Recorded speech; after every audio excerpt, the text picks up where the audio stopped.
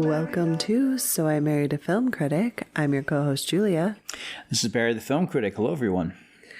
And tonight we are talking about a movie from 1992 called The Player.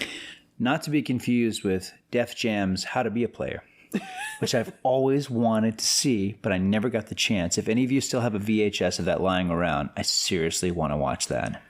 This is not that. You think people have just VHSs lying around these days? I think if anyone's listening to this show, there's a pretty good chance they have some VHSs, and they might even have a copy of Def Comedy Jam's How to Be a Player.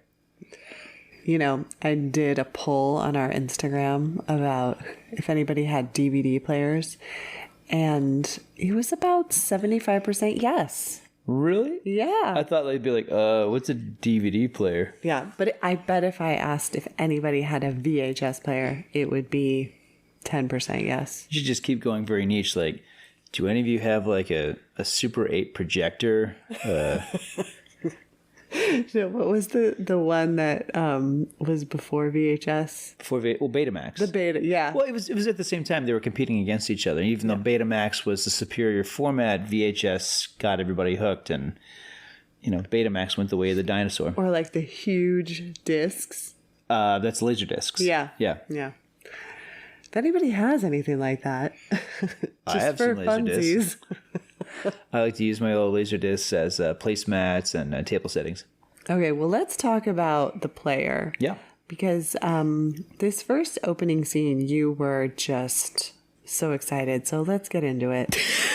Well, it's amazing. It's one shot. It's one continuous shot. Say it was a bad thing. And this is back when it actually meant something. It's not like today when Joe Wright, Mr. Atonement, does a one-take shot, and it's like 7 shots that are digitally put together. BFD, big deal. This is back when it took days to choreograph these things. It's film, so you're burning real film and you're wasting film, and you got these takes where one actor misses a mark, one actor flubs the line. It's like, oh, we've been setting this thing up all day. We got to go all the way back to square one. This is around the time of Martin Scorsese's shot in Goodfellas. That's so amazing. And what's great is throughout this one take, they keep referencing other movies that do it too. Like they talk about Touch of Evil, Sheltering Sky, and deservedly so. I mean, this sequence deserves comparison with those. It puts you into this world. This is a movie studio that has no name. All we know about it is they have this idiotic and pointless phrase in movies now more than ever. What does that even mean? It means nothing. It's like, movies, we make them, big deal. But that's their credo, and they're competing with all these other, talk about, they're name dropping all these other studios that are competing against. Well, what studio actually made this film? Fine Line Cinema, which is the art house spin-off of New Line Cinema. Oh, okay. So yeah, Altman. Well, this is Robert Altman, one of our greatest directors ever. Altman was a genius. He's defined by two things, and I should say this quickly because this is what makes an Altman film. Two things. Voyeuristic camera work. He rarely puts cameras in places that are conventional. You often feel like you're spying on these characters. The cameras. I felt like that so the whole many movie, times. Like you're looking at characters from behind bushes, from behind a corner, from a distance. He rarely goes in for a master shot. He rarely goes into the cinematography is not comfortable. You're constantly looking at characters like feeling like you're spying on them. You rarely get a shot that feels conventional, or you'll see a character from a distance and the camera will slowly creep up on him. But really, you never feel like you're an invited guest in any of these movies that he makes. Really, I don't think any of his films, they always have this prickly distance to them. And it's because, again, it's like it's like a documentary. You're spying on them. And of course, the other thing is the overlapping dialogue. Characters are constantly talking at the same time, so you have to lean in and decide who you're going to listen to. It's like you're at a dinner party and you're like, who you talking to? Did it make you feel like you were having Thanksgiving at my family's house? I do miss those Thanksgivings, no doubt. I mean, there's just, not to jump too far ahead, but I mean, there's a scene where it starts with Burt Reynolds talking to, I think, his rep, and Tim Robbins goes over to him. And then Tim Robbins goes to the table behind Burt Reynolds, but the camera's still on Burt Reynolds. So for a while, the camera is closing up on Burt Reynolds, and then the camera goes past Burt Reynolds over to Tim Robbins' table behind Reynolds. And then we get to hear what Tim Robbins is talking about. So seriously, it's like, it's like being an eavesdropper at a party. Mm-hmm. And the whole movie is like that. Altman just about everything he did was exactly like this. He this is what makes him an auteur. I mean, if you look at the stuff that he's legendary for, particularly his movies MASH and Nashville, which are Nashville in particular is a masterpiece. He was always doing this stuff. His movies always felt eccentric and different, but also like you feel like you're spying on the characters. It's not so, you don't so much feel like immersed in the movie as much as like you're watching it like a voyeur, and movies are voyeurism. So, if anything, it's just like, it just elevates that. Mm-hmm. So we have this one tracking shot at the studio, and it's, kind of a bunch of pitch meetings in a way. And the one that is most, formal would be the one with Tim Robbins, and he plays Griffin Mill. And he's kind of not a great guy. Oh, I'd say he's awful. I'd say this movie hates people like him and hates people in studios, because as this movie is right to assume, movie executives, let's just say 90% of them, they're not movie people. They're business people. People who run business, the people who are running studios, by and large, are not film people. They're not former filmmakers. They didn't go to film school. They have no idea who Alfred Hitchcock is. They know who Alfred Hitchcock is. Yeah, they know he's the dude who says good evening and he did Psycho. That's what they know about Hitchcock. Most of these guys are schmucks who don't know anything. They're former CEOs of Nabisco or Fisher-Price or RCA Records. Like, seriously, these guys are known to have no taste. These are the idiots who go like, okay, your movie needs a happy ending, it needs a car chase, it needs a sex scene, your two leads need to end up together at the end, we need to cut all this stuff about, like, this is who we're dealing with. My opinion about producers has always been that these are the guys who should go like, okay, we get the film you're trying to make, we're going to throw a lot of money at you, and we'll be there for you if you have any problems. Most producers are invasive. They are a problem. They're not collaborative as much as they're a bit of an intrusion. And Griffin Mill and his ilk in this movie, I mean, it's a bunch of guys who they're surrounded by these vintage movie posters in their offices that they've never seen. They don't know these movies. They don't care. They know about bottom lines. Griffin has been hearing pitches for so long. Like, he knows, like, okay, like you're telling me it's Ghost meets Pretty Woman. He's probably never seen either of those movies, but he knows what they are because he's heard those pitches before. He's heard those stories before. There is, and we'll get to it. When we get to the movie within a movie, that's where Griffin Mill as a businessman really kicks in. And that's where we get, okay, like there's a brilliance to him in terms of how he, is the shark that has survived the longest. But really, like, these guys they're not heroes. And Altman at this point in his career was going through a post-Popeye phase. He directed Popeye with Robin Williams. Robin Williams' first movie. Even though Popeye made a lot of money, it was one of those movies like, it made a ton of money. People mocked it. Critics hated it. It really was like, it's become a cult movie. But it basically got him kicked out of Hollywood, essentially. So he was an indie guy for years. So no question, his chance to make this movie, not to mention to pull all these stars into it, it was his way of giving a big middle finger to the system that had kicked him out. So he made this movie independently. And all these amazing celebrities came in basically because they love Altman. And they're like, yeah, we get it. They're like, boo, producer. They're like, yeah, the system sucks. Yeah, we will help you. Give Hollywood the middle finger. Absolutely, Mr. Altman. Okay, so it shows a Tim Robbins character getting a postcard, and it's basically like, I hate you, I hope you die. Yeah. And we find out he's got like 7 of these in 2 weeks. A detail I don't think I've noticed until I was watching it with you last time. I've seen this movie a lot. Is that, yeah, he's got a drawer full of these poison pen postcards. And in that same drawer is a book called How to Write a Screenplay. So clearly the two things he doesn't care about, these postcards and how to write a script, are in the same drawer. That's funny. So he also thinks his job is on the line because of... He's right, because there's a guy named Larry Levy who's coming in from a rival studio. He's played by Peter Gallagher, who's wonderful in this film. It's a very understated performance. Gallagher does not play him as a villain.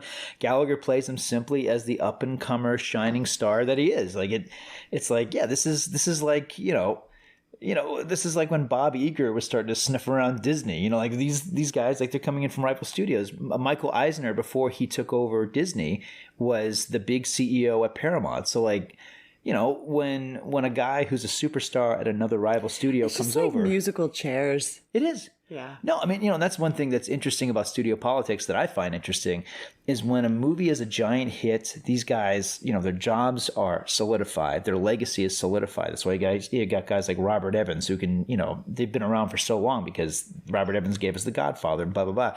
But there are studio executives, they've been fired over flops. Like, they have like one movie that like loses $80 million and they're gone. They're gone. And you'll have like a whole committee of people running a studio. Like, okay, this guy thought that, that Catwoman with Halle Berry was a good idea. Yeah, he's gone.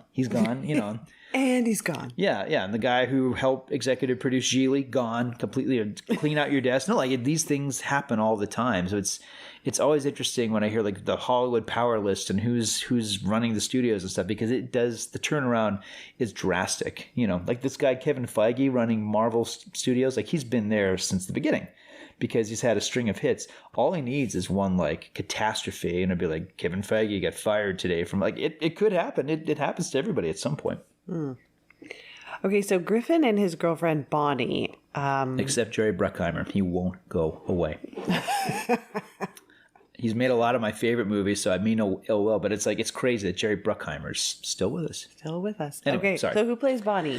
Bonnie Chereau. This is the wonderful Cynthia Stevenson, great character actress, and I love her performance here because she's kind of the audience surrogate, kind of, only in the sense that she's a professional, she's doing her job, and she's a little too nice, which is why she's kind of a problem in this world because from the beginning, her boyfriend, Griffin, is lying to her from the very beginning. I think I totally related to this character. Yeah. Because she just wants to do a good job. Yeah, she's good. And she calls out the BS when she sees it. And, it's one of these things where at one point Griffin asks her, like, are you afraid of success? And you get the sense like, yeah, she might be, because Griffin is really not only her boyfriend, it's the only friend really that she has in this business.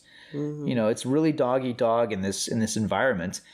And, like she gets a shot to bid on a Tom Wolfe novel. I'm like, that's interesting. But at the same time, you get the sense like, if Griffin doesn't have her back, then she's clearly going to get eaten alive because she has taste, and that's not a good thing in this world. Mm-hmm. By the way, I'm someone who loves movies, but I do recognize that there's some stupid people at studios that ruin the creative process, and I think this movie is a very welcome exploration of that. Mm-hmm. So they go to this party. There's a lot of hobnobbing, and Griffin. Oh, hobnobbing! I love that. Yeah, I love that word.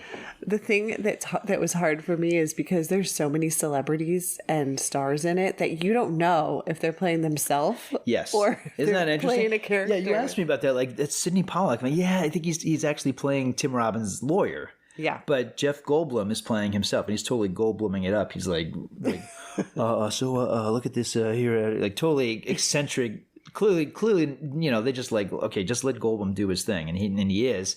And Jack Lemmon is playing the piano. It's like, yeah, is he playing a pianist, or is it Jack Lemmon like playing the piano for no reason? Yeah, we don't know. Yeah, it's star-studded. So Griffin talks to his lawyer, Sidney Pollack, about the postcards, and he's worried about Peter Gallagher taking his job. Yes. So, he's like, I don't know, like, do all these guys have their own lawyers, or is this a studio lawyer? That's a good question. I think this is Griffith's lawyer. Yeah. Yeah, Griffin with an N. Griffin. Yeah. Yeah. All right, so then next we see Griffin and Bonnie in the hot tub, and what's funny is he has this problem with these postcards, right? Yeah. And so he pitches this problem to Bonnie like it's a script. Yes. And she keeps having problems with like, does it have to be about advertisers? And he's like, just forget about that part. Okay, there's these postcards. Right. So he's like trying to get answers from her like, well, this was a real scenario, like how much time would it take for like a person who's sending postcards to basically turn psycho? You know why he's doing this to her from the beginning? Because the movie hasn't even like really gotten into the nitty gritty of its story.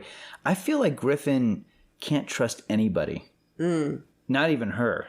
Oh, and they're lovers, and they're boyfriend girlfriend, and they work together. But I feel like he can't trust anybody at this studio. I think he's that. That sense of like, not only is he paranoid because he knows that Larry Levy is after his job, but I feel like this guy is like, I'm not letting anybody in. And I have this problem with the postcards. I don't want people talking about how paranoid I am. I don't, and he even says, like, I don't want this, like, hitting the news that I'm looking into this. I feel like he can't talk to anybody except for his lawyer. That's it. Which is crazy. Like, can you imagine having your job, like, just talked about in a trade paper? Yeah. Like, well, that's what it's like for a lot of these guys. I know. It's so crazy.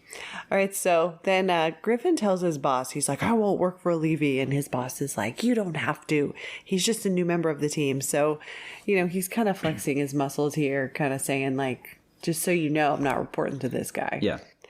So Griffin gets another string of postcards, like, I'm going to kill you. He discovers there's no postmark and that they were hand delivered, but how did they get to the mailroom? So, he's trying to, like, figure out. The postcard says, in the name of all writers, I'm going to kill you. So now he's going through his appointment book for the last 5 months. And I was very impressed at the detailed appointment book that he kept. Well, today this scene would be done with just like 15 seconds of scrolling on a phone and gotcha. But like they make it, this is 1992. So it's like this scene would rather take place in an office like it does, or be like in a library going like through, through like the Dewey Decimal System. Yeah, that's how it felt. Yeah. But no, yeah, exactly. Yeah, he gets his secretary and an intern to go to the mailroom, and he's able to rifle through her things and figure out that it's this David Kahane he believes has been sending him the postcards.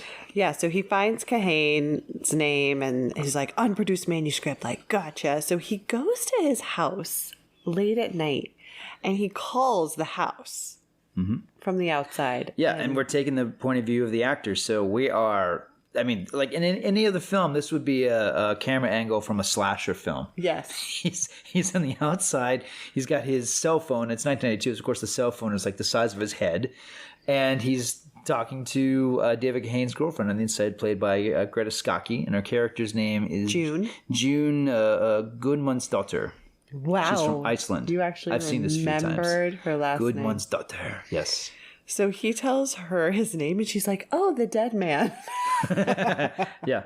So we're like, okay, clearly Kahane This is the guy, hates him. So he's talking to her while he's standing in front of her house, like staring at her. And the one thing I wrote down that, they're talking about, she said he's at the movies. And so he asked her, like, well, like, what kind of movies do you like? And she's like, I don't go to movies. Life's too short. Yeah. Yeah. She hangs up on him. Yep. So... she tells him where to go. Like, well, she just says that he's at this... the Rialto. Seeing the bicycle thief. Bicycle thief, yep. Mm-hmm. And so Griffin goes to the movie, finds Kahane. They get a drink together. But Kahane basically calls out Griffin's BS, and it does not end well. Have you ever been to Japan? Yes, I was there once on a location scout with Steven Spielberg. I lived there for a year. Student year abroad. Great. I wish I had done that. Well, I think about it a lot. Never forget it. You should write about it. I did. Don't you remember? What? I got my idea about the American student who goes to Japan. That was my pitch, the one you were supposed to get back to me on. You don't remember, do you? Of course I remember. You never got back to me. Listen. It comes with the job. I'm sorry, I really am. I know how angry you must have been. I'll make it up to you. That's what I'm here for. I'm gonna give you a deal, David. I'm not gonna guarantee I'm gonna make the movie, but I am gonna give you a shot. Griffin's like, yeah, like, well, you can write something for us. Like, just like knock it off with the postcard crap. And Kahane's like, I know you're on the outs. I know Levy's like coming to take your job. Which is exactly what you don't say to someone who's like on the edge. It just like pushes Griffin over. Yeah. And they end up getting a fight in the parking lot. And what? Griffin goes over the side of this, like, I don't know. He kind of like, it's like a stairwell, but he like kind of has a big fall. Yeah. And then Kahane goes down there, and then Griffin takes him and drowns him in just a little puddle of water. Yes, in a puddle of water. Like, he's that unhinged. Yeah. It's so he's so freaked out that he's killed him that he tries to make it look like a robbery. Yeah. And he does. He succeeds. Yeah. He breaks the car window. He takes his watch, I believe. Yeah. Yeah, he takes his money. He takes his watch. So the next day, Griffin's late for a meeting, and Larry Levy tries to tell everyone that writers are overrated. And he's like, we don't need writers, just like... Look at the newspaper. Yeah, look at the newspaper. And so people are reading these, like, ridiculous headlines. Just random headlines. And Larry Levy is finding, like, okay, like, this is the pitch. This is the genre. You know, and it's like, oh, it's like another Fatal Attraction. Oh, it's another Out of Africa. Like, just immediately connecting it with some kind of mainstream blockbuster movie. But think about it. Like, of course, anybody could do that. But you need writers to, like, write an actual script. Yes. However... This as quickly, not long after that moment, Griffin appears in the meeting and makes the point. Everybody says, like, if we could just get rid of these writers, we might be onto something. You know, which is it's a commentary on what he just did the night before, right? But it's also about what this film is about. How these businessmen are basically controlling the shots on how these films are being made, how these films are being manipulated, how, they're kind of squeezing the art and the personality out of these movies, and adding formula and stuff that they think, fits. Is going to sell. Yes. So there's like in the paper, it says dead man in the parking lot, found in the parking lot. So of course Griffin's like, uh-oh. Freaking out. So security for the studio comes to talk to Griffin. And that's Fred Ward, who's wonderful in this film. About Kahane, and he basically knows what's going on. Yes. But Griffin denies everything. And the security guy is like, look, like, don't lie to me. Like, tell me what's going on. I'll basically lie for you. Mm-hmm. But at one point he says, like, you're acting like someone who's guilty. You didn't do it, did you? Which is wonderful. I love the way he's playing it because in a sense, I do feel like Fred Ward's character, the security, I feel like he does know. But at the same time, it's like, look, I work at a studio. I got a great job. I'm in a power position with these powerful people. I don't want to screw this up. Yeah, but how would his job be, in jeopardy if Griffin, was on the hook for this crime? You could be an accessory. It could also be this. How? Plus, he's associated with it. I mean, it's a scandal. It could bring an entire studio. If one of your big guys at the studio, bring the whole studio down. Absolutely. Everybody could be. Plus, everybody gets brought into court. I mean, think about it. It could be a real mess. So he says, well, what do the police think? And he's like, well, the police think it's a botched robbery. So Griffin kind of thinks he's a little bit off the hook here. Yeah. So then David's funeral. Griffin goes to David Kahane's funeral. And he ends up taking June home. And he stays and talks to her. She talks about how she doesn't sell her paintings. She never read David's script. She's cool because she's so not Hollywood. She's weird. She's really weird. She's lovely and, alluring, but she's very strange. And she's so, she's like an alien for Griffin because, like, his world is all Hollywood. There's that really funny moment early in the film where he's at a table with a bunch of buddies. Like, can we talk about something not Hollywood for just a moment? No one can think of anything. And they just start laughing like, haha, nobody. That's not gonna but happen. I mean, that's the reality of these people. I mean, they live, they breathe, they eat movies. So, he's with this artist who is really not even into making money, let alone even, talking about monetizing her art. Whereas everything with Griffin, he would definitely call his work art. But more importantly, it's how can we monetize it? How can we, shape it into something that the masses are going to devour? Yeah, and she takes his picture and she kind of turns him into an art piece. Right. Which, and of course he's going to fall in love with her, obviously. I think he fell for her the minute he was stalking her over the phone, honestly. Yeah. Yeah. I think so too. I mean, I don't think, I don't know that anything in Griffin's life is, I think he's someone who doesn't show any kind of restraint at all. He's probably had all sorts of women on the side, despite the fact that he's with Bonnie Chereau. But, everything about this is inappropriate. I mean, it's sick, really. I mean, he killed her boyfriend. Yeah. And he's, in her world because, for one thing, he feels he can talk to her, but at the same time, he's completely taken advantage of how vulnerable she is. So it's really... Although she doesn't seem like she was that into him. Kahane. Okay. Yeah. I don't think anybody can be into David Kahane. He's awful. By the way, it's Vincent D'Onofrio, who's a wonderful actor. And at the time, he and Greta Scacchi were an item. They were later husband and wife for a while. Oh. Yeah. Okay. Yeah. Interestingly enough. Okay, so the police call Griffin in to the station. Yeah. Yeah, and we... it was like Whoopi Goldberg. Well, we should say that one of the cops who's been following for a while, we think it might be the writer, we think it might be a killer, whoever it is, played by Lyle Lovett. Yeah, and super creepy. And the film finally reveals him to be a cop who's just been shadowing Griffin the whole time. So yeah, brings him into the station, and sure enough, Lyle Lovett's partner is played by Whoopi Goldberg. Man, do I want to see a buddy cop movie of those two. Lyle Lovett and Whoopi Goldberg, in a cop car, like the training day with those two. Oh man, that'd be amazing. Just think of it. Yes, that would be funny. That's mind blowing. I want to see that movie. Yeah, so it kind of makes it seem like they don't really think it's him, but they're just kind of... I think after he leaves, they definitely think it's him. Oh, they do? Yes. Because he's a mess. He's constantly, I was talking to Marty this morning about, hey, Marty, the producer of our show, and Marty's a big fan of this movie like I am. It's a really funny scene. And for one thing, Whoopi Goldberg is firing on all cylinders. I love her in this movie. This is one of my favorite things that she's done. And she just really just shakes him up and takes, he's a total bundle of nerves. She I don't know if she's doing it on purpose just to mess with him or just to loosen him up or get him talking. But at one point, she makes a big thing about she can't find her tampons, so she's talking to her buddy about it.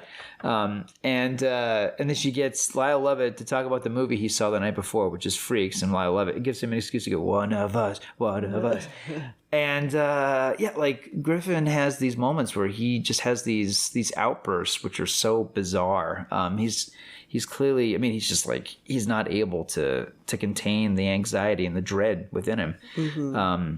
So yeah, he's falling apart. But the scene is funny because, for one thing, Whoopi Goldberg is oh man, at one point she says a line in the movie, and I remember, I wasn't there, but at the Cannes Film Festival where this movie premiered, apparently people were gasping in the theater. She makes a Rodney King reference. And that was happening while this movie was out. This is 1992, so the LA riots were happening, and Rodney King coming forward and saying, "Can't we all just get along?" That was happening when this film was premiering. So she goes, at one point she says, "We don't arrest the wrong people. That's LA.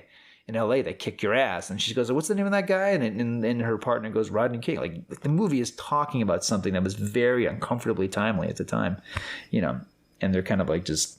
glossing over it. Yeah, glossing over it, and it's also, this quasi-interrogation. She's asking questions that Griffin finds inappropriate. Yeah, and he finally just breaks down. And everyone is laughing at him. He doesn't really break down. Because... I would say, he doesn't confess. No. But he's he's yelling. They're laughing at him. And the funniest thing is they're in hysterics over how unglued he is. And you hear Lyle Lovett go, "One of us, one of us." Because they ask him, did you see Kahane in the parking lot? And he's like, "No, I have a Range Rover. I park on the street because, I don't want to get my car broken into." Yeah, very crudely, she asked, "Did you have sex with June?" And and he's like, "That's none of your business." Yeah, that's when he freaks out. Yeah, because and then he wants his lawyer. Okay, you're gonna freak out over a question about the girlfriend. Yeah, yeah. Mm-hmm. All right, so they know that he was the last one to see Kahane alive. Yeah, and what it feels like to me is that at that point he's a prime suspect because he's a bundle of nerves, and as opposed to someone who would be indifferent in that situation, he just kind of he can't quite keep himself together. Okay, so is this where he gets a fax in his car? Yes. Man, you found that very amusing. Okay. Who has a fax machine in their car? Griffin Mill. It's 1992. A fax machine was a big deal.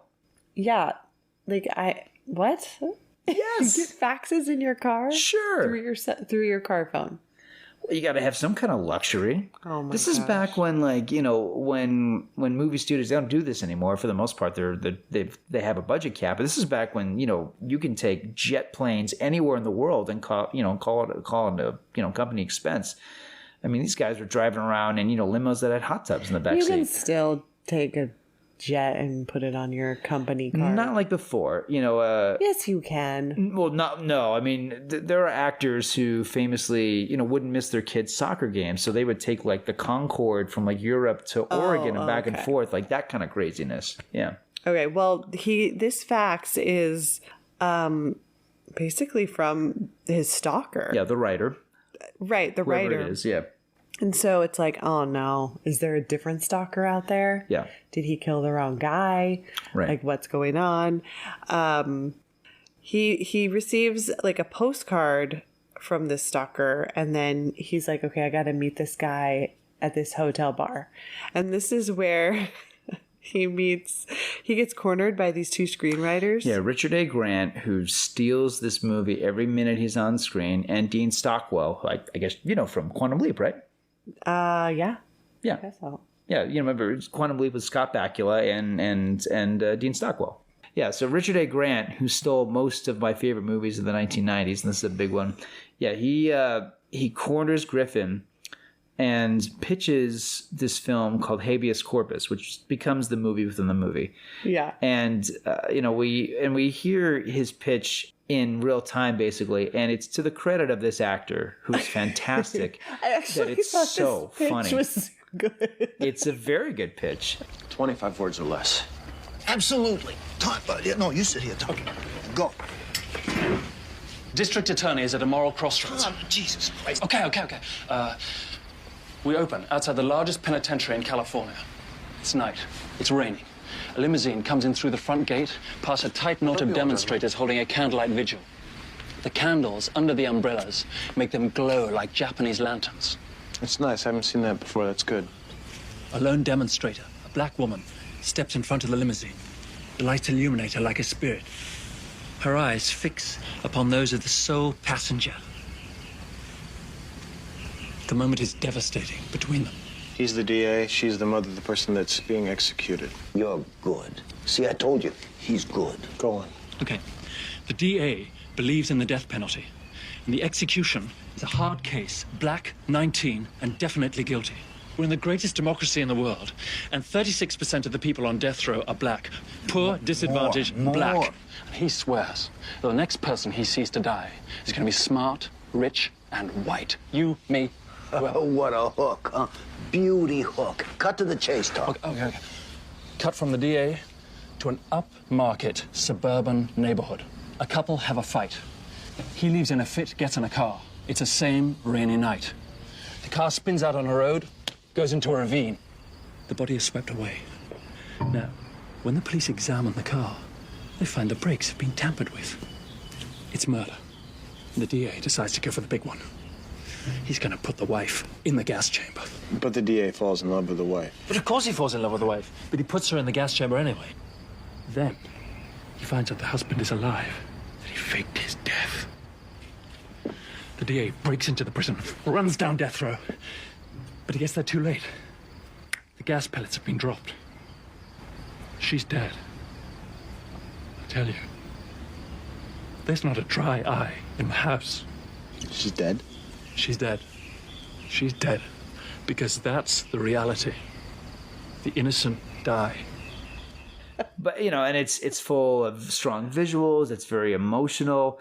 And, you know, it ends with him saying, no stars, no Schwarzenegger, no explosions, just real life, because that's what happens. Yeah. He doesn't want any major stars, and he doesn't want a Hollywood happy ending. No ending. Yeah, no Hollywood ending. So, yeah, yeah, and look, like, this is what every studio claimed they've always wanted. You know, this is why movies like, for example, Slumdog Millionaire or what, Crash win Best Picture, because of these sort of pitches. It's like, it's meaningful, it's political, it's important, you know, it's works that are going to, you know, change the world. Of course, they're just movies, but they talk about these things, you know, like that's why at Oscar time, there's so many of these self-important, pretentious, forgettable movies. But like, yeah, but no, you're absolutely right. Like his pitch is killer. And and Richard A. Grant is fantastic in this sequence, and it's funny because again, like he's basically pitching him an impossible art movie. Yeah. Because no stars, no happy endings. It's depressing, but we get it. Like it has integrity, and Griffin is intrigued. He sees the potential to the pitch, although he's already thinking about how he can use it. So he's like, "All right, just come by my office tomorrow." Okay, I guess I got confused between the faxes. That's okay. But this is when he gets the fax in the car. Right. The previous fax was at his office, but whatever. He's getting faxes in the early 90s. Okay. It bothers you, doesn't it? He's getting faxes. Well, it's like a lot of faxes going on. People fax each other all the time. So he gets in the car. The fax says, "Look under your raincoat," and he discovers a live rattlesnake in a box. Mm-hmm. And it's like, how did this... Okay. So this stalker guy goes to meet him, sees that he's not alone, leaves the hotel, finds his car. What, has the rattlesnake just waiting on the off chance that he needs it and puts it in his car? You're missing the part where earlier in the day he went to the Los Angeles Zoo and stole a cobra out of a cage. No, he didn't do that. How did he get the snake? No, I don't. That's an exotic snake. That's not like, Petco snake. No, I don't know. How did this guy get a rattlesnake? Does he collect? Again, he went to the zoo. He stole it. So it's like a big heist that that's a part of the movie we're not even seeing. So then he puts on a coat to look like a valet, right? And that's how he might have even parked Griffith's car for him. Maybe. And then as he parked him, he's like, okay, put this here, put the coat here, and... ready. Yeah, but obviously he was planning to put that in there if the meeting didn't work out. Or was he going to do it no matter what? I think he was going to do it no matter what. Oh, I think he really Look, we saw a film recently where a woman who does not have access to a science lab is able to acquire a battery acid and smother Michael Douglas's car with it in the amount of time that, most people buy something on Amazon. So I buy the snake thing. I do. Okay. So he kills the snake, Yes, he does. freaks out. He kills the snake with his raincoat, right? Umbrella. Yeah. No, raincoat, umbrella. Mm-hmm. So he tells June about his near-death experience, and it made him realize he has feelings for her. So, yes, because he says he thought he was going to die, and the whole time he thought of her. Yeah. And she's just kind of doing her artwork, Is this where she says, you're making love to me? Right. Yeah. And it's like, she's weird. She clearly doesn't know what that term means. This is not it. He's making love. I almost died, and I thought of you. Oh, we're making love. No, he's making love to her with his words. Sure. His romantic words. Sure. And she's like, you know what? Why don't you go and take me out on a proper date? You can't just stalk me and then come over to my house, tell me that you love me, and just expect that I'm gonna just sleep with you. She's old fashioned. Yeah, I she just buried her boyfriend. She's gonna do this proper. Yeah, which is good. She's a weird chick. Okay, so Griffin invites Larry Levy to the pitch for habeas corpus to convince him that this movie is going to be an Oscar contender, right? And that it's going to be the greatest thing. And Larry Levy is on his cell phone talking to these guys. Yeah, because I love it when Griffin tells somebody, is it his other girlfriend, Bonnie Chereau? Or... Yeah, he's like, oh, he's going to love this pitch, but this movie doesn't even have a second act. Yeah, there's no second act. He's like, if I wouldn't believe it. I haven't heard it myself. No, it's this is where you go, okay, Griffin Mill is awful morally, but there's something to his way of business because he's heard so many pitches. He understands that you need a 3-act structure. He understands that you need a point. He understands things like tone, and he understands how, the 3-act structure has to build. So he understands that habeas corpus is really a mess, and that if you make it the way Richard A. Grant's character described it, you're going to make something that not only audiences are going to hate, but the film is not going to work. So he explains to his secretary, he hatches this plan. He's like, I'm going to let Larry Levy and his boss Levinson make this movie. They're going to get all the glory for it, but it's going to run into trouble. And he will get in there and help them basically rework the movie at the last hour and get all the glory for it. Yeah. Which is by the way a brilliant plan. He's like, it'll flop and then I'll come in and save the day. Yeah. Yeah. Yep. So then he convinces Bonnie to go do that. She's gonna get the what do you call Get the Tom Wolfe you get the new Tom Wolfe novel, which is funny because it's like, this is 92. Bonfire of the Vanities came out in 1990. It was one of the biggest flops of all time. I wonder if was that maybe they should have changed. I feel like maybe they should have said Stephen King, because at this point, Tom Wolfe's Bonfire of the Vanities. I mean, it was that was the Gigli of the early 90s. But anyway, all right. So she's gonna pitch the new. Yeah, and that's where he says, novel. are you afraid of success? Right. And he's also trying to get rid of her because he's trying to get closer to June and further away from he's taking Bonnie. June to this Hollywood awards banquet. Right. And they dance and they have a great time. So she comes back and confronts Griffin about his relationship with June. Yeah. And this is where it's a line that it's touching, but it's also, it says something about the character that okay, there's something not off about her, but there's something very sad about her, which is just you brought her to this party in front of hundreds of my best friends. Yeah. Hundreds? No. Well, she says in front of all my friends. But all Cher? Come on. Nick Nolte? Elliot Gould. What are we? She's talking about her studio friends. She doesn't have studio friends. She has him. That's it. Actors. They don't like her. She her connection, her soul lifeline to that studio is him. It's sad. It is sad. It's sad, but also Griffin is horrible to her. In front of Mary Hartman from Entertainment Tonight and John Tesh. John Tesh knows. He knows. Oh my gosh. Okay, because Griffin has made plans with June to go to Mexico for the weekend. Well, yeah, initially it's Puerto Vallarta. They get to the airport. He sees Lyle Lovett sniffing around and he's like, let's take a road trip instead. So they quickly... Yeah, maybe I shouldn't be leaving the country when I'm a suspect in a murder investigation. He's even lying to her too. Yeah, so they rework their plans. They do a road trip, and next thing you know, they're at this very posh getaway with a lot of mud bathing and nude swimming and bad jazz piano music. Yeah. Yeah, and then it looks awesome. It looks awesome. I want to go there. Okay, what about this sex scene though? One of the best in cinema. Oh my god. One of the best ever because it's crazy close. It's just their faces. It's just the faces. Yeah. Tim Robbins and Greta Scacchi could have been fully clothed in this scene. We would never know. No. They probably were. They're probably wearing a three-piece suit. Yeah, it's crazy intense, but because the camera's so close, for one thing, you feel the sweat. Oh, yeah. It's such a super duper sweaty. You feel the steam. It's great. And it's all about character because in this moment of passion, he wants to confess to her. Yeah, and I'm like, what are you doing? He says, I love you. And he's like, there's something I got to tell you. And she's like, no, let's keep doing this accent. No, really. No, there's something I love gotta tell you. Don't tell me anything. No, it's great because suddenly oh my gosh, this scene is now how many suspenseful sex scenes can you think of? None. Yeah. Because he says, I'm responsible. I'm responsible. And she's like, no, let's not talk about that. La la la, I don't hear you.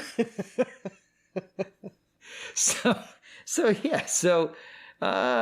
the scene comes to its climax. Oh man. Oh no, we just got an explicit tag. And no, we didn't. And no, it's look, there's a lot of ways to do a scene like this. And, okay, yeah, he confesses that he is responsible, and she's just like, I love you. Yeah. She does not care. Well, in the next scene, they are naked in these mud baths, and she's just staring off in the distance. I think she's probably meditating on what happened the night before. I do. Yeah. I think that's the implication. They're not saying anything to each other. No. I think, the elephant in the room is what was said in the heat of passion. Yeah, I think so. So is that the craziest thing characters have said in the heat of passion? I mean, you and I saw 50 Shades of Grey, so no. No, I think characters have... do you mean in movies? Or are you talking about human history? In movies. No, in your personal experience. Well, that's a whole other podcast. Let me say this about Altman and nudity. I've always loved this about Altman. Because Altman's movies have a lot of nudity, but it's casual nudity. Altman's philosophy, and I think I've said this on a different episode, Altman has said that, characters in movies don't know they're in a movie. So in his movies, when characters get out of the shower, and when they're in the shower for that matter, they're actually naked. Oh yeah, because... and when they're in bed after sex, the sheets are not like up to your chin. He's like, no, characters in my movies are naked because they don't know they're in a movie. And I love that. And I know some people are like, well, that's just exploitive. Like, no, I don't think nudity necessarily I don't think nudity always has to be lascivious and, oh, they're naked. Like, I think nudity can be honest. I think it can be beautiful. And I think it can have integrity. I love the nudity in his movies because it's like, okay, like it's not about an actress going like, look at me, like Halle Berry in Swordfish, for example, an Easy Target, or what's another famous one, Kevin Bacon in Wild Things. It's not like a gotcha moment. It's just like these characters are getting out of the shower or they're getting out of bed after having sex, and surprise, surprise, they don't have their underwear on, which never made any sense when characters do that. Like suddenly the underwear magically appears. In Altman's movies, the characters are actually naked. So when Tim Robbins, for example, gets out of his mud bath, we see some Robbins. We see Tim's Robbins. We see Tim's Robbins, yeah. Mm-hmm. It's like, you know what? I appreciate that, even though... I appreciate that. I do, because that's like, it's honest. And it feels like we're really watching this character as opposed to this actor who's self-conscious. Like, I don't know what Altman does. He just like, I don't know if he just has actors that are that focused or, he's just like, don't be self-conscious about it. Like, you're naked, no big deal. Just pretend like the camera's not there. And who knows, it's Altman. Maybe they couldn't see the camera. Because, these scenes, again, are all being filmed like they're from a distance. Okay, like but not the sex scene where the camera is like right up in their face. Well, the camera, it might just be a close-up. I don't know if the camera was like really that close to Tim Robbins' nostril, but Yeah, I don't know how you're gonna act through that. Yeah, it's hard to imagine that scene being staged, let alone like, okay, let's try another take.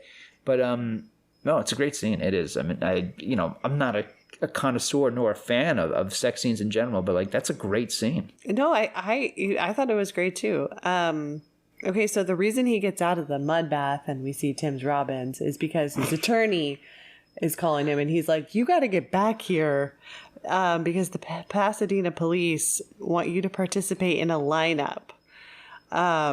So they have to go back and I'm like, oh man, he's got to get in a car for 4 hours. Oh, that sucks. I think it's like a 2-hour drive. I think it says 4 hours. I don't think so. I think it's 4 hours away. Yeah, you got to be at the station in 4 hours. Yeah, and they're 2 hours away. And he's got to like, shower all that mud off. He's got to explain to Gettiskaki, like, sorry, I got to go to a police lineup. I know. I'm like, because I'm suspected for murdering your boyfriend. But hey, thanks for last night. That was fun. Do you still love me? By the way, before we completely skip over this part of the movie, I want to say, like, I love the monologue that it's when the two of them are alone at this beautiful resort and they're watching naked people swim around. And he explains to her his job. It's my favorite moment of this character, Griffin Mill, because it's like he explains it to her in a way that's very humanizing. Like, he doesn't sound like the big bad wolf when he's like, these writers come to my office all the time. They think their pitch is going to make them, be skiing with Jack Nicholson and Vale. They're going to win the Oscar time, but like, only, I hear hundreds of pitches every year. Only about seven or so get picked. Yeah, he said he can only pick 12 out of 12. all of them. Yeah, and it's like, that's fantastic because on the one hand, we know from the start that Griffin Mill is he's the hero and the villain of this film. But to hear him say this way, it's like, okay, you kind of feel sympathetic to him. And it's also, his job is also kind of amazing because he's also like this thing about, that's the amazing thing about the film system. Sometimes art manages to squeak through. Sometimes great movies do get made. And it just, when you have people like him as the gatekeeper, it really does seem like it's at random that these things happen. Okay, so he goes to the police station and he goes in for this lineup and we meet his other lawyer. Yeah, Sidney Pollack recommends him another lawyer. He says like he's a real tough lawyer. He's gonna help you. Yeah. Yeah. So he's in the room with this like witness who apparently like lives across the street from where the murder took place. And to be fair, we get a glimpse of her. She's briefly seen walking past. Oh, we do? Yeah, when let's see. Who's peeing outside in the alley? Is it David Kahane? Yeah. Yeah, it's David Kahane. Yeah, Vincent D'Onofrio is his back to us. He's peeing in an alley, and Tim Robbins is walking to his car, and she does walk past them. Oh. So the movie does play fair. We do briefly see her. It's establishing that she, who knows what she actually saw or heard, but it's establishing she was at the scene of the crime. Yeah. Okay. Yep. So she's looking at all the people in the lineup, and they put one of the cops in the lineup. Mm-hmm. They put Lyle Lovett. Yeah. And so she's like, I just don't want to get this wrong, but I really saw something. I mean, I know I saw something. And she ends up picking Lyle Lovett. And to, in her defense, if Lyle Lovett is in a police lineup, you're always going to pick Lyle Lovett. Lyle Lovett, like the serial killer, that guy's the serial killer. And she's like, I'd swear my mother's life. Like, I get it, lady. I would make the same mistake. So, I mean, he gets off. Yeah, completely. That's it. The one witness to this situation picks the wrong guy. Mm-hmm, completely. So yeah, he walks off, and we do see there's a great shot of Whoopi Goldberg and her team from their window watching Griffin Mill walk away, and you get the sense they know. They know what's up. And then the movie cuts to 1 year later, and we're now looking at the dailies. Not the dailies. It's basically the end of habeas corpus. It's an early screening of habeas corpus. And it's established through dialogue that the movie tested poorly in Pomona, as sometimes movies do. So we're looking at habeas corpus with its new ending. So the setup of this is really something, because the movie within the movie habeas corpus, we see Susan Sarandon and Rod Steiger and who else? Ray Walston. And then, of course, in prison is Julia Roberts. And Julia Roberts is about to, be put in the gas chamber. And she's eventually put in the gas chamber. And the pellets are dropped. And it seems like the film within the film is about to end. And then, and they're all like, high-fiving each other and like congratulating each other in the screening room. That's where Peter Gallagher and Bonnie Chereau as well. And then suddenly there's a shot of a phone ringing, and the guard goes, "Wait!" And suddenly in runs Bruce Willis. And as this has been established earlier in the movie, you can get any movie made if Bruce Willis and Julia Roberts are in it. And God bless Bruce Willis. He's still with us. I'm not going to talk about him in the past tense until I have to, but he's still with us. I love Willis. And, as recent as just a few years ago, that was still the case. You could still get any movie made with Bruce Willis and Julia Roberts. That part of this movie has not aged a lick. So, and by the way, Julia Roberts, yes, but especially Bruce Willis, how cool is it that they're in this part of the movie? Because at this point, they really were, other than like Eddie and Tom and Arnold Schwarzenegger and Stallone, at this point, Bruce and Julia were the biggest movie stars on planet Earth. So the fact that not only are they willing to do this cameo, but Willis especially, it is a bit of a joke at his expense that he's like, the very crude, crass, reshot ending involves him being very Bruce Willis, breaking the glass, like, get out of the way! And he goes and saves Julia Roberts, and he has the great, the ending line, like what took you so long? Like traffic was a bitch. Yeah, yeah, which is oh man, I bet Robert Altman's like, I'll bet that catches on, and I do hear that one every once in a while. But anyway, it's hilarious because it's like, oh man, like, yeah, habeas corpus sold out. Well, so did Mill's plan work? Like, it completely works. Like is his. He came up with that ending. He's came up with the ending. Yeah, this is absolutely his doing. This is he's his the head plan. of the studio now. He's one of the heads, and we see when we go back into his office, we see that he's got some Oscars. Who knows what that's from? But more importantly, Bonnie Chereau, his ex-girlfriend, gets fired. And it's a painful, ugly scene. There's a moment, and I've always hated because I've actually had this said to me at Comic-Con by a studio rep. Dean Stockwell, one of the two writers, goes to Peter Gallagher's like, who is this person? Oh, like, man. Oh, man, I hate that Hollywood talk. And, Peter Gallagher fires her. And there's a shot that always breaks my heart where you're watching her from a distance walk around the studio lot, and she breaks her heel. Yeah. And she has to carry her shoes. Like, oh man, it's so painful. And then the actress is wonderful in this scene. So she goes in, she tries to cry her way into a meeting with Griffin, who, is like her ex at this point, and apparently it's a working relationship. It's probably torture for her to continue to work there. And Griffin is just messing around. He marches out of his office and he just kind of casually tells her, don't worry, you'll land on your feet. Yeah, you'll be fine. He gets into his car and drives off like a big shot. And, to Altman's credit, because Altman gets it, this character that Cynthia Stevenson is playing, she's not a shrew. She is, she's not a punchline. She's a human being.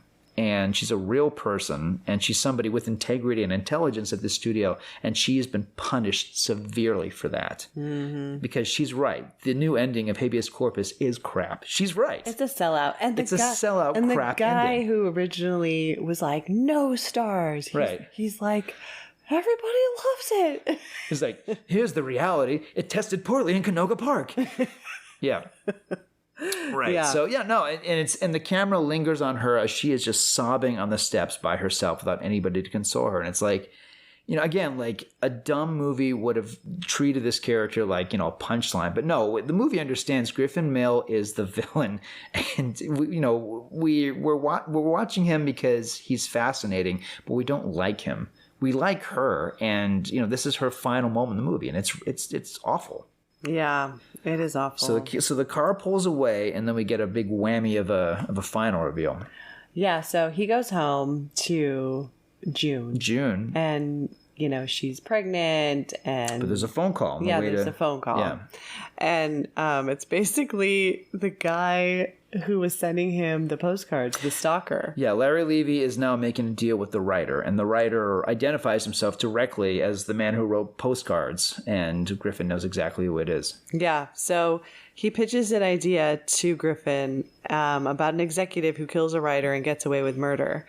And so Griffin is like, well, I'll give you the deal as long as you can guarantee that it has a happy ending. Like, basically, don't out me, Right. And he's like, great, yeah. And he said, well, what's the title of this film? And he says, The Player. Mm-hmm. So it's like there's two movies within this movie. Yeah, and it's the ending of this movie cannot be... It's a smug ending, but the thing is, it's Griffin's ending, so of course it's smug. Yeah. Griffin took over Habeas Corpus. He took whatever was pure and gritty about that film, and he made it a Hollywood turd with Bruce Willis and Julia Roberts. And now he's taken over this film. He killed the writer. He literally killed a writer. He ruined Habeas Corpus, and now he is manipulating and controlling and taking over the ending of the movie that we're watching, because it couldn't be more on the nose. He gets out of his car, he rubs Greta Scacchi's pregnant belly, and we hear like a little baby voice going, nah, nah, nah, nah, nah. Like, the movie is saying like this monster has won. Yeah. And then the end credits roll, and then the triumphant Thomas Newman score soars, and the movie's over. Yeah, movie's over. Mm-hmm. Wow. I think I saw this, I don't know, years ago, and you said, do you remember this movie? And I was like, I don't know, isn't it just like a lot of Hollywood pitch meetings? And I'm like, that checks out. You've seen it. But what was cool, like you didn't remember the thriller aspect, which is great because that part of it does sneak up on you. I've read the novel by Michael Tolkien, which preceded the movie by just a couple of years. And the novel was also very shocking because it's the same thing where you don't really see that it's going to be a thriller, which is the thing I liked about it. I'll tell you, whenever anybody asks me what's the best experience I ever had going to a movie, I'll tell you that story really quick. There used to be a movie theater in Reno, Nevada. It was a hotel. It was called Bally's. It's no longer Bally's. But Bally's was a very special casino because on one level it was like gambling, another level was all video games, and the bottom floor level of this hotel, they had a movie theater, and it was called the Keystone. And the Keystone was an art theater. It was the first art theater I ever went to. My brother Marty was there with me. We used to see movies there. And my grandma Flo, God rest her soul, love her, miss her, she would drop one grandson off, Marty, to the video game floor and I would get dropped off in the bottom. So she paid a ticket. She bought me a ticket for the player because I was a little young to see this film, but nevertheless, she bought me a ticket. And as we go into the hotel, we realize the hotel is the setting for this big Piggly Wiggly convention. You know that franchise, Piggly Wiggly? Piggly Wiggly, it's like King Soopers or Foodland. It's a major food chain. So there's like pictures of pigs giving the thumbs up all over this hotel. Like it's a Piggly Wiggly convention. So I go see the player. And I'm the only one in the theater seeing this movie in this matinee. And this woman comes in and she's wearing this extravagant fur coat and she's gorgeous. And she sits down right next to me. And I'm like, hi, and I'm just like, whatever. How old was I? 15 or so. And we strike up a conversation. And she says, yeah, my husband is the CEO of Piggly Wiggly. And I've been sitting in boardrooms all day. And I'm just so bored. So I thought I'd come down and see a movie. I'm like, oh, great. Wow. So this, and I got my huge glasses on, probably like an Aloha shirt. I couldn't be a bigger dork. But this gorgeous woman wants to have this conversation with me. And I'm like, oh, yeah, I read the book. It's great. It's about this Hollywood guy. So the movie starts and I watch this movie with this total stranger. By the way, in this theater, which still exists, but now it's a discount theater. But it was couches and leather seats. Wait, so you two were the only people in the theater? Only and once. She for this sat matinee. right next to you. She sat right next to me. Wow. Yeah. So anyway, the movie ends and we sat all the way through the end credits. And, she's like, wow, that was great. Like, what was the book like? I'm like, well, in the book, this is what happens is Larry Levy. I'm like telling her all the differences between the book. I'm like, yeah, Michael Tolkien, he also wrote The Rapture. I'm like talking to her about all this stuff. So after 10 minutes of this, 10, 15, I mean, it was a long time. We just sat in a darkened theater. And she's like, well, I better get back to my husband. Thank you so much. That was a pleasure. I'm like, yeah, thanks so much. And I remember walking her into the lobby and watching her walk away into Bally's and watching her walk away thinking, wow, that's a real woman.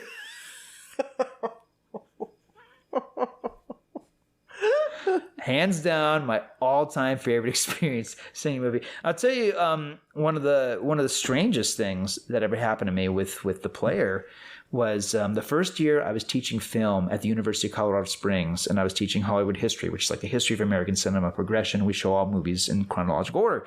The player was on the syllabus. It was always on the syllabus when I get to the 90s. It's an easy film to talk about, and there's a lot to talk about it. Anyway, I get a phone call the morning I'm going to teach the class from Marty. Hi, Marty. And Marty tells me that Robert Altman just died. I'm like, oh, no. Oh, gosh. And then a few minutes later, one of my students calls me and says, Mr. Wers, is class canceled? Because I just found out about Robert Altman. I'm like, no, it'll be a tribute. So it was interesting. Class canceled. Yeah, no, I really nice try, kid. I appreciated that because and he was right in assuming that I would be really shaken up by that because Altman's one of my favorites. He was one of my favorites. He's made so many movies that I love and revisit a lot. Although I think this is my favorite of his films. But anyway, yeah, we so the class ended up becoming more of like a tribute to Altman than it was strictly about the player. But we watched the player, and it always gets a huge response because again, at that point, the film was over 10 years old, but it's still, other than the fact there's no references to the internet. And of course, there's some Japanese stereotypes that I don't particularly like that pop up. And a lot of fax machines. And fax, I know you hate those fax machines. Yeah, there's things about it that make it very of its time, but there's also a lot. I mean, it's like Singing in the Rain. The general gist of it, the jabs it makes at the Hollywood system are completely in line with what's going on today. The hypocrisy, the studio politics, the way great art sometimes gets squeezed to death by these talentless, tasteless, artless sharks in suits. There's still Griffin Mills to this day that are ruining great art. The movie is in love with movies. It's not in love with Griffin Mill, which I think is a distinction. Yeah, I love this movie. So what, 4 stars for you? Yeah, definitely. No, I think Marty and I used to debate this a lot. I think Shortcuts used to be my favorite Altman movie. This is it. I look at it, I'm like, this is perfect. It's everything I love about Altman. Altman's best movies, I think, are somewhere between 3 to 4 hours. He makes long movies. 10 or 88 is another one. But I think this is my favorite because it's not too long, but it's a big ensemble piece. It tells a great story. It is surprising. It's brilliantly made. There's so many scenes I love going back and visiting. Even like some of the throwaways where at one point Griffin runs into Malcolm McDowell. Do you remember that? Malcolm Note says, next time you want to say something, you say it to my face. Like, I love it. Like, it's using these celebrity cameos not in the sense of just like, wow, it's a celebrity. Like, it's creating this world where these celebrities know who this guy is and they hate his guts. And it's great. Mm-hmm. Anyway, what do you think of this movie? I really enjoyed it. I mean, I don't know. I was like, I've seen this, but obviously it's been a really long time. I mean, it's probably been over a decade. Yeah. So I enjoyed it. Probably 3.5 stars for me. Cool. Mm-hmm. So I guess you wouldn't change it since it's a 4-star movie. No changes. I'm not going to be like Griffin Mill and change a masterpiece. So no, that would be hypocritical, wouldn't it? Well, this is what I want to change. No, it's perfect. It's perfect. More Bruce Willis. No. More Bruce Willis. No, I love that Bruce Willis is in this because Willis at this point, he had taken some licks for being in some flops. So he, like, on the one hand, he was huge and he was one of our most highly paid and popular movie stars, but he was in some movies that got slammed by critics. So the fact that he was willing to pop up in this movie as an example of what happens when, something good becomes crass and monetized. I mean, I appreciate it so much that he did that, and it's a great scene, and it's a shock that he pops up in this. Yeah. Yeah. Do they spend? I can't remember, but they spend a lot of time talking about test audiences. Yeah. Yeah. Mm-hmm. And that's the reason they change habeas corpus. Right.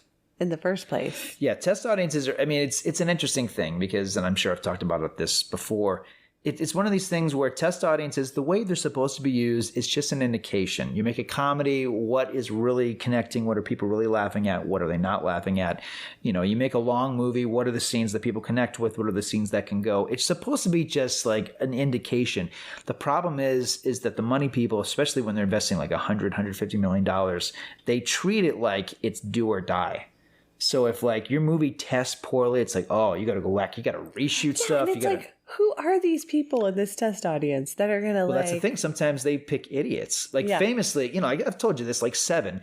Love that movie, hate that movie. They tested that film with a bunch of young women who were told it's the new Brad Pitt movie. Like, ooh, Legends of the Fall. We love Brad Pitt. So they went to that screening. Can you imagine? I would have. How horrified would you have been? So upset. I would have been like, this is the worst. This is the most disgusting, awful movie with a disgusting, awful, and hateful ending. Yeah, so that movie tested horribly. And thankfully, Robert Shea, who owns New Line Cinema, was like, we're not touching a frame of it. The director has final cut.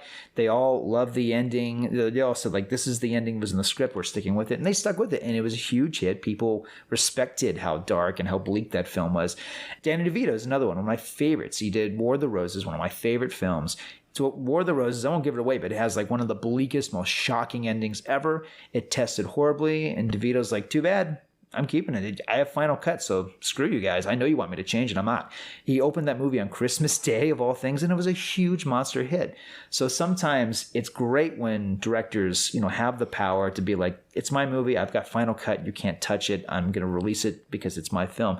But there are lots of cases where there's directors who don't have that kind of power, they don't have that kind of clout, and they don't have somebody protecting them. And so you're at the mercy of these money handers who are just like, we need to get those test scores up. Anything to get them up. Weren't we in a test audience for someone like you? Yeah, when it was called Animal Husbandry. Animal Husbandry, better title, by the way. Yeah, with we had Ashley to like Judd. fill out little things. Yep. It's like, I don't think they made any changes to that film, actually. I don't think so. The title. That was it. Yeah, because it was called Animal Husbandry when we saw it. And there's like there's like a monologue in the movie, like, animal husbandry is the thing that men do. And yeah, so now it's like so generic. Yeah, Someone Like You, a completely generic, nothing title. Yeah, because I still remember Animal Husbandry. Me too. I don't remember Someone Like You.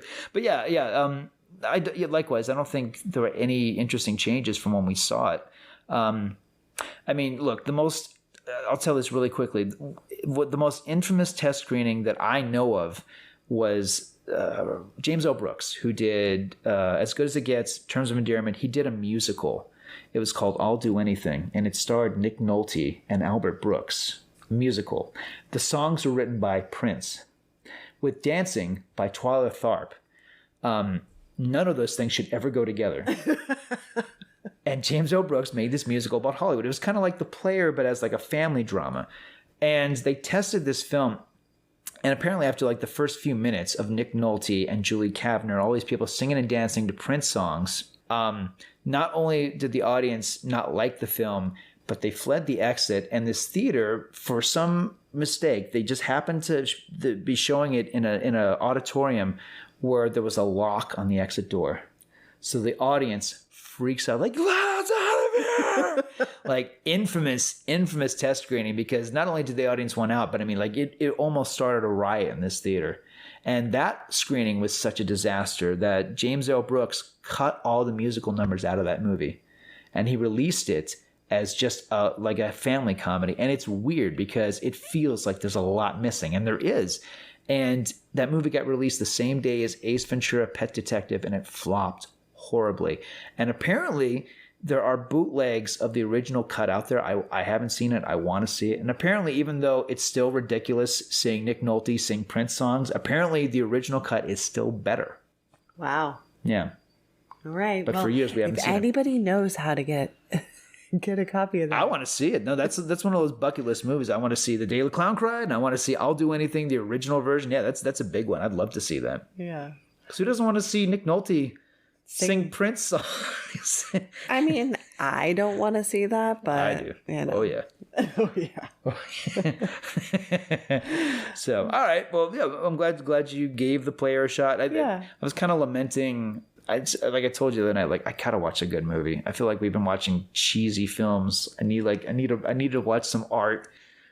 Okay. Yeah. And we did. So thank you. Yeah, that was good. Because I wanted to watch a Terrence Malick movie the other night, but then my dog, who I love, insisted that we take her on a walk. And by the time I got back, it was like 10 o'clock. I'm like, I can't start a late movie. Darn you, dog! Darn you, dog. Yeah. So yeah. So thank you. I'm glad we get to revisit this movie. I'm glad we get to talk about it. Oh, and it was a recommendation, a request. Who requested it? I did. You did? I told a fib. Yeah, I'm the one who wanted to watch it. I really wanted to watch The Player. I was feeling bad that I didn't say that in the intro. I'm like, oh, this was a listener request. No. The other is because I picked it. I do the thing I always do. I am a stinker because I had a stack of movies. I had like the Cinema Paradiso, Jacob's Ladder. What was the other one? Cool as Ice. Those are all real recommendations. I'm like, I want to watch this one, The Player. And that was the one you picked. I'm like, sweet. Okay. Oh my gosh. I apologize. Do you see what I live with? I told a fib. I'm not really sorry. No, I'm glad we watched The Player. I regret nothing. I'm glad we watched it. I regret nothing. You're just like Griffin. Sweet. What a great way to end on. Just like Griffin Mill. I've never received a higher compliment in my life. Good night, everyone. That concludes our discussion of The Player. And cut.